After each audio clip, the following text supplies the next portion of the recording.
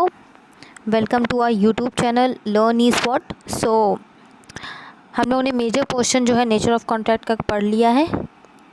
Today is our last session of the nature of contract and tomorrow we will start with the consideration topic. So this topic is also very important. As you know कि जब आप CA foundation का start करते हो course, तो कोई important और unimportant नाम का वर्ड नहीं होता है। मैं आपको ये बता दूँ, मतलब each and everything which is a part of your syllabus is important for you. Why? मैं आपको बताऊँ क्यों ऐसा कहा मैंने। देखिए, एक तो एग्ज़ाम में वो कुछ भी उठा के पूछ लेगा आपसे, ओके। सेकंड थिंग, जब आप बन जाओगे ना सीए, तो आपको लॉ की नॉलेज होनी चाहिए। सो आप ये नहीं कह सकते कि ये इम्पॉर्टेंट है या ये अनइम्पॉर्टेंट है, मीन्स आपको पूरा लॉ पता होना चाहिए। सो मैं इसी वजह से कहती हूँ आप वीडियोस को ध्यान से देखिए और रीडिंग करिए। इसीलिए मैं कहती हूँ रीडिंग देखिए, जब आप खुद करोगे ना तो आपकी जो अंडरस्टैंडिंग है ना वो ज़्यादा बढ़ेगी। सो आई जस्ट सजेस्ट यू, मैं तो सिर्फ आपको समझा सकती हूँ, लेकिन पढ़ाई देखिए आपको करनी है, ओके।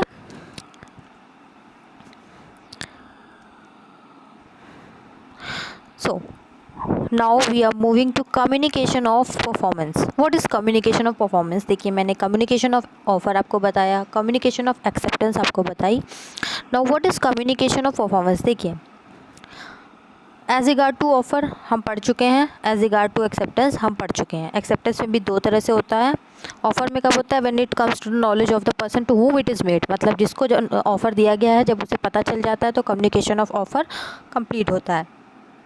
और कम्युनिकेशन ऑफ एक्सेप्टेंस कब कंप्लीट होती है? ये दो तरह में होती है, प्रपोजर और ऑफरी, दोनों उसमें देखा जाता है। प्रपोजर के केस में कब होती है? जब एक्सेप्टेंस जिस दिन दी जाती है उस दिन, मतलब जिस दिन उसने लेटर पोस्ट किया था, मैंने एग्जांपल बताया था आपको। और ऑफरी के उसमें कब होता है? जब ये प्रपोजर उसको क्या कर लेता है? रीड आउट कर लेता है।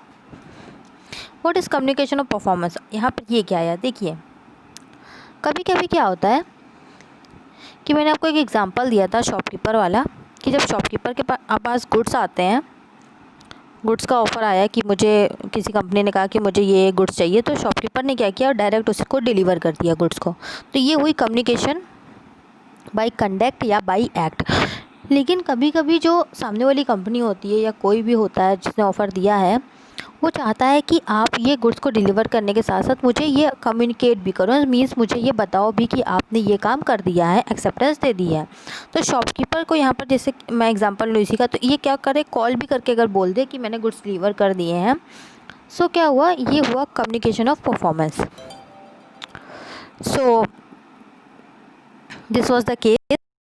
सो या हम लोग क्या पढ़ते थे? हाँ, कम्युनिकेशन ऑफ परफॉर्मेंस। तो यही हुआ कि वो उसको शॉपकीपर को क्या हुआ? बताना भी पड़ेगा कि उसने क्या किया है, गुड्स को डिलीवर किया है।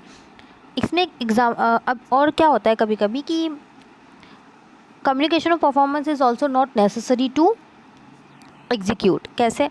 एक एग्जांपल था इसमें, एक केस लॉ है। एक बार कंपनी ने क्या किया, एक ऐड निकाला, ऐड था उसमें था कि आप हमारा ये प्रोडक्ट ख़रीदो, मेडिसिन थी, और जो इसको यूज़ करेगा एज प्रिस्क्राइब्ड, उसको क्या होगा कि कभी एक इन्फ्लुएंजा नाम की एक बीमारी होती है, उसको इन्फ्लुएंजा नहीं होगा। तो एक लेडी ने क्या किया? ख़रीद लिया मेडिसिन।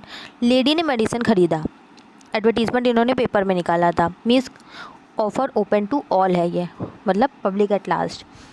अब लेडी ने ये ख़रीद लिया मेडिसिन, उसके बाद उसने यूज़ किया एज़ प्रिस्क्राइब, मतलब जैसे उसमें लिखा था कि दिन में इतने बार लो या दवाई जितने बार भी लो, लिया उसने क्या किया? उसके बाद क्या हुआ? उसको फिर भी इन्फ्लुएंजा नाम की बीमारी हो गई। एडवर्टीज़मेंट में यह था कि जो भी, मतलब अगर किसी को इन्फ्लुएंजा हो जाता है after taking the medicine in prescribed mode, तो उसको हम क्या देंगे? एक डॉलर, कुछ डॉलर का अमाउंट देंगे, जो भी हो, 1500 1600 रुपये, जो भी हो डॉलर वो हो। अब लेडी को इन्फ्लुएंजा हो गया, तो क्या हुआ? लेडी ने जब यहाँ पर ये मेडिसिन ली तो उसने एक्सेप्टेंस दी अपनी मेडिसिन को लेके, और यहाँ पर क्या हुआ? तो ये लेडी क्या कर सकती है? क्लेम कर सकती है 1500 रुपये। Next, yes, revocation of offer and acceptance क्या होता है? देखिए, अब ऑफ़र मान लीजिए, जैसे क्या हुआ, एक आपने दे दिया, ऑफ़र हमने पढ़ा, एक्सेप्टेंस पढ़ा, उसके बाद कम्युनिकेशन ऑफ ऑफ़र पढ़ा, कम्युनिकेशन ऑफ एक्सेप्टेंस पढ़ा, कम्युनिकेशन ऑफ परफॉर्मेंस पढ़ ली। अब रिवोकेशन, मतलब आपने ऑफ़र दे दिया, अपनी एक्सेप्टेंस दे दी, लेकिन अब आप क्या करना चाहते हो, रिवोक करना चाहते हो, मीन्स उसे अपनी वापस लेना चाहते हो। जैसे ए ने मान लीजिए बी को फ़ोन दिया, 1500 में ऑफ़र किया कि तुम मेरा फ़ोन ख़रीदोगे 1500 रुपये में, और यहाँ पर बी ने एक्सेप्टेंस मान लीजिए अभी बची है, अभी नहीं थी। अब यहाँ पर इसके पास सी आया ए के पास, उसने कहा यार तुम मुझे ना अपना फ़ोन दे दो 2000 रुपये में। ए ने सोचा यार मैंने तो इसको 1500 में दे दिया है, अब मेरा यहाँ पे 2000 मतलब 500 का फ़ायदा हो रहा है, अब मैं क्या करूँ। तो ये क्या करेगा, ए अगर इसने एक्सेप्टेंस नहीं दी है तो ये रिवोक कर सकता है ऑफ़र को। तो यही बता रहे हैं कि revocation of offer and acceptance हम पढ़ने जा रहे हैं। और मान लीजिए बी ने मान लीजिए एक्सेप्टेंस दे दी अपनी 1500 में, और यहाँ सी मान लीजिए इधर आ गया कि तुम 1000 रुपये में मेरा फ़ोन लेना चाहोगे। तो यहाँ पर देखिए बी को फ़ायदा हो रहा है, दोनों के पॉइंट ऑफ व्यू से मैं बात करी, तो इसने एक्सेप्टेंस दे दी है तो रिवोक, यही हम पढ़ने जा रहे हैं। Yes, section 4, communication of revocation of the proposal और इट्स एक्सेप्टेंस इज़ कंप्लीट। मतलब देखिए कम्युनिकेशन ऑफ रिवोकेशन कब कंप्लीट होती है, चाहे वो प्रपोजल हो या एक्सेप्टेंस हो, कब कंप्लीट होती है। देखिए, as against the person who makes it when it is put in the course of transmission to the person to whom it is made so as to be out of the power of the person who makes it, as against the person to whom it is made when it comes to the knowledge of the person. देखिए example मैं बताती हूँ, मतलब जिसने देखिए revocation दिया है, मतलब मान लीजिए ए ने रिवोक किया है, तो ए ने रिवोक किया मीन्स जब इसने अपनी रिवोकेशन ऑफ ऑफ़र किया तो कंप्लीट इससे हो गई जब इसने ये किया काम और कम्युनिकेट किया रिवोकेशन को। और बी की उससे देखेंगे अगर तो हम कब कंप्लीट होगी, जब इसके नॉलेज में आ जाएगा। मैं एग्जांपल देती हूँ, एग्जांपल से चीज़ें ज़्यादा समझ आती हैं ना। ये लाइन देखिए कितनी कंफ्यूजिंग है ना। सो आइए एग्जांपल समझते हैं। Yes, which colour should I use, okay purple, let's take it. A B, A नीचे मान लीजिए ऑफ़र इसको पहले बी को, वही एग्जांपल लेते हैं वो फ़ोन वाला, और सी के पास आया था फ़ोन 2000 रुपये में कि मतलब कि तुम बेचोगे।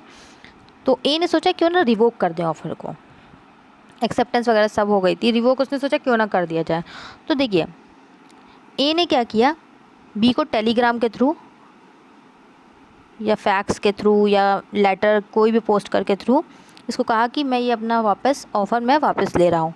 इसने मान लीजिए 14 तारीख को करा, तो एज अगेंस्ट द ए कब ये कंप्लीट हो जाएगा, 14 तारीख को। और बी को रिसीव हुआ 16 तारीख को, और उसने 16 तारीख को ही पढ़ लिया। तो वही सेम वाला जिससे हमने वो लॉजिक लगाया था कम्युनिकेशन ऑफ ऑफ़र, वही हो रहा है यहाँ पर। बी ने 16 तारीख को रिसीव किया, 16 को ही पढ़ लिया, तो 16 तारीख को बी के उससे देखेंगे तो कंप्लीट हो जाएगा। और इसने मान लीजिए 16 तारीख को नहीं पढ़ा, 17 को पढ़ा, तो ये 17 को कंप्लीट होगा रिवोकेशन ऑफ ऑफ़र या एक्सेप्टेंस, दोनों में से कुछ भी, मतलब जो भी हो यहाँ पे, ऑफ़र और एक्सेप्टेंस नहीं, कोई भी हो। ओके, अब देखिए इसमें एक थोड़ा सा चेंज है इंडियन लॉ और इंग्लिश लॉ। मैंने आपको एक्सेप्टेंस वाले में बताया था, वो एक्चुअली इसमें था रिवोकेशन ऑफ एक्सेप्टेंस में। इसको मैं आपको एक एग्जांपल से बताता हूँ। यस, देखिए रिवोकेशन ऑफ ऑफ़र का जो है वो तो दोनों में ही सेम है, मीन्स इंडियन लॉ हो या फिर इंग्लिश लॉ हो। रिवोकेशन ऑफ ऑफ़र हमने समझा कि कब रिवोक कर सकते हैं, जैसे रिवोकेशन कंप्लीट कब हुआ, वो कंप्लीशन था, देखिए ओके, वो कंप्लीशन हमने पढ़ा था। इन इंग्लिश लॉ में देखिए क्या है कि कब कर सकते हैं। पहले मैं आपको थोड़ा सा वो बता दूं कि वरना थोड़ा आप कंफ्यूज हो जाओगे। ये देखिए ये जो हमने पढ़ा है ना, ये कम्युनिकेशन ऑफ रिवोकेशन है, कम्युनिकेशन है, और कब कंप्लीट हो रहा है ये, मतलब कब कर सकते हो ये नहीं हो रहा है, ये बता रहा है कि कम्युनिकेशन ऑफ रिवोकेशन कब कंप्लीट हो जाता है। तो ये हमने पढ़ लिया, जो कर रहा है जिस दिन उसने किया, जैसे 14 तारीख को उसने टेलीग्राम किया, फैक्स किया या कुछ भी किया, तो उसके रिगार्ड में देखेंगे उस दिन कंप्लीट हुआ, और जिसको रिसीव हुआ उस दिन से उसको कंप्लीट हो जाता है वहाँ से। लेकिन अब हमें समझना है एक इम्पॉर्टेंट थिंग कि कब कर सकते हो, व्हेन यू कैन रिवोक, ये ज़्यादा इम्पॉर्टेंट है फ्रेंड्स। तो पहले मैं आपको पढ़ाऊँगी when you can revoke the acceptance. Acceptance को आप कब रिवोक कर सकते हो, ऑफ़र का थोड़ा हम बाद में पढ़ेंगे, पहले हम एक्सेप्टेंस का पढ़ते हैं क्योंकि उसमें डिफरेंस है। देखिए आमने सामने हैं, आमने सामने तो नहीं, लेटर के थ्रू ही मैं समझा रही हूँ। ओ वही वाला लेते हैं एग्जाम्पल, फ़ोन वाला, और इसने एक्सेप्टेंस दे दी अपनी। अभी हम इंडियन लॉ के हिसाब से चल रहे हैं क्योंकि वही हम पढ़ रहे हैं, इंडियन कॉन्ट्रैक्ट एक्ट। तो इंडियन को देखिए क्या होता है, बी ने अपनी एक्सेप्टेंस दे दी, अब ये कब रिवोक कर सकता है। देखिए इसने 14 तारीख को मान लीजिए लेटर लिखा,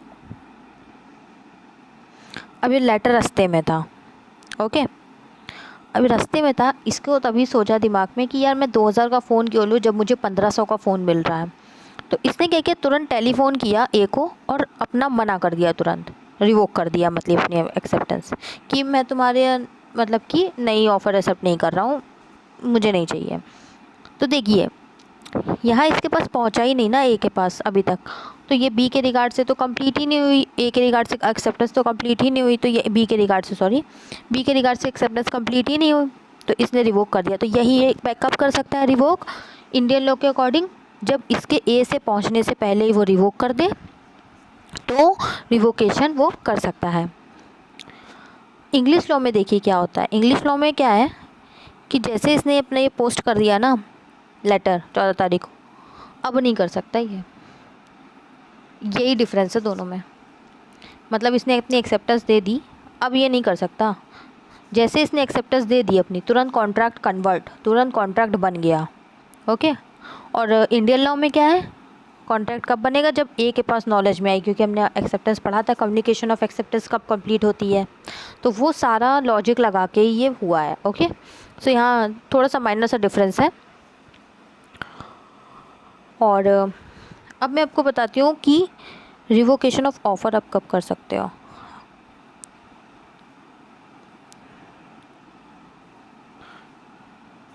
हाँ, पहले ये तो मैंने आपको समझा दिया एग्जांपल के through, post, contract over post और कॉन्ट्रैक्ट ओवर टेलीफोन, मतलब अगर वही मैं बार बार बता रही हूँ कि टेलीफोन में अगर आप हो और आपने एक्सेप्टेंस दी है तो ये आपकी ड्यूटी है that you have to confirm whether the other party has listened your acceptance और नॉट।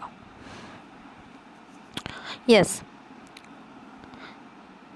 कभी कभी क्या होता है कि revocation of proposal otherwise than by communication, बिना मतलब उससे पहले हाँ हम ये पढ़ने वाले थे, मैंने आपको वो नहीं बताया अभी, सॉरी, कि रिवोकेशन ऑफ ऑफ़र वो कब कब कर सकते हो। कंप्लीट वाला देखिए वो पार्ट अलग है कि कंप्लीट कब होता है, मैंने वो कंप्लीट पढ़ाया था, प्लीज़ कंफ्यूज मत होइएगा। ये हम बता रहे हैं कि कब कर सकते हो ऐसे ही, क्योंकि ऐसा तो है नहीं, मज़े में तो कुछ काम हो नहीं रहा है कि उसने कहा कि फ़ोन लोगे और आपने एक्सेप्टेंस दे दी, या कार बेचने वाला या प्रॉपर्टी बेचने वाला, तो फिर ऐसे तो कितने ही लोग कहेंगे ठीक है ले रहे हैं, फिर मना कर दिया। तो कॉन्ट्रैक्ट को आप ऐसे मतलब ईजी वे में नहीं ले सकते हो, मतलब आपके लिए ये एक लीगैलिटी आ जाता है, इस वजह से इन्होंने ये सारी चीज़ें बनाई हैं। देखिए रिवोकेशन ऑफ ऑफ़र, हमने एक्सेप्टेंस पढ़ लिया ना, रिवोकेशन ऑफ एक्सेप्टेंस आप कब कर सकते हो, इंडियन लॉ के हिसाब से हमें याद रखना है कि जब तक ऑफ़र के जिसने ऑफ़र दिया है मतलब उसके पास आपकी एक्सेप्टेंस ना पहुँचे, उससे पहले ही आप अपना मना कर दो। रिवोकेशन ऑफ देखिए ऑफ़र तो बहुत इजी वे में आप समझिए, कब आप कर सकते हो रिवोक, सामने वाला आपका ऑफ़र एक्सेप्ट करे उससे पहले ही आप अपना ऑफ़र वापस ले लो। जैसे यहाँ इसने 2000 का फ़ोन मान लीजिए दिया था, बी ने अभी तक एक्सेप्टेंस नहीं दी है, ओके, तो क्या कर सकता है, ए वापस ले सकता है, बी ने क्योंकि एक्सेप्टेंस ही नहीं दी है। At the moment B has given his acceptance, तो वहाँ पर ए अपना ऑफ़र जो है वो रिवोक नहीं कर सकता, ठीक है। तो एक तो ये सिंपल वे में, एक और मैं एग्जांपल दूँ, जैसे ऑक्शन होती है, जब नीलामी होती है तो वहाँ जो बोली लगाने वाले लोग होते हैं, जैसे फ़र्नीचर की मान लीजिए बोली लग रही है, यहाँ एक इंसान बैठा है सी, उसने लगाया कि फ़र्नीचर में 50,000 रुपये, ऐसे नहीं करते 50,000, 1,00,000, 2,00,000 इस तरह से बोलियाँ लगती हैं, तो 50,000 में मान लीजिए उसने फ़र्नीचर पे बोली लगा दी। अब ये जो ऑक्शनर होता है वो क्या करता है, वो हथौड़ा लेके बैठा रहता है ना, वो 1 2 3 करने के लिए, तो उसके 3 गिनने से पहले ही अगर ये चाहे तो ये विड्रॉ कर सकता है अपना ऑफ़र। तो ये देखिए उसकी एक्सेप्टेंस देने से पहले, क्योंकि 3 जैसे वो करेगा तो वो ऑफ़र एक्सेप्ट हो जाएगा, तो उससे 3 जो होता है उससे पहले ही वो क्या कर सकता है, अपना ऑफ़र को रिवोक कर सकता है। और दूसरा क्या है, एक और एग्ज़ाम्पल रिवोकेशन के मैं बता रही हूँ। ए ने बी को कहा कि तुम शाम को 6 बजे तक आना और मुझसे ये प्रोडक्ट लेके जाना, शाम को 6 बजे तक ऑफ़र दिया कि तुम शाम को 6 बजे तक आके ये अपने ले जा सकते हो। उससे पहले ही सी के पास कस्टमर आ गया, मान लीजिए 50 रुपये में, और ये क्या करा, 100 रुपये में आया कस्टमर, तो ए ने क्या किया, इसको बेच दिया सी को। अब बी आया 6 बजे तक, तो यहाँ पर ये कर सकता है, यहाँ रिवोकेशन हो सकता है, क्योंकि उससे पहले ही वो टाइम बाउंड था, तो वो वहाँ पर चेंज कर सकता है, क्योंकि बी 6 बजे का टाइम था। बिकॉज मान लीजिए बी 6 तक ऑफर ही 6 बजे तक देता ही नहीं अपनी एक्सेप्टेंस, तो क्या होता, इस वजह से ऐसा किया गया।